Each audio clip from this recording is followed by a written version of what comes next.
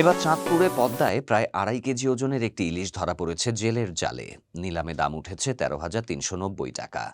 মঙ্গলবার সকালে চাঁদপুর সদর উপজেলার বড় স্টেশন মাছঘাটের আড়তে পদ্মা নদী থেকে ধরা বিশাল ইলিশটির নিলাম অনুষ্ঠিত হয়।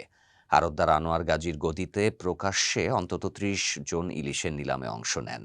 চাঁদপুরের মাছ ব্যবসায়ীরা বলেন, এত বড় মাছ সচরাচর ধরা পড়ে না। ইলিশটির ওজন ২ কেজি ৪৮০ গ্রাম। এটি ১৩,৩৯০ টাকায় কিনে নেন হারুন মোল্লা নামের এক মাছ বিক্রেতা। হারুন মোল্লা মাছটি কিনতে পেরে বেশ উচ্ছ্বসিত।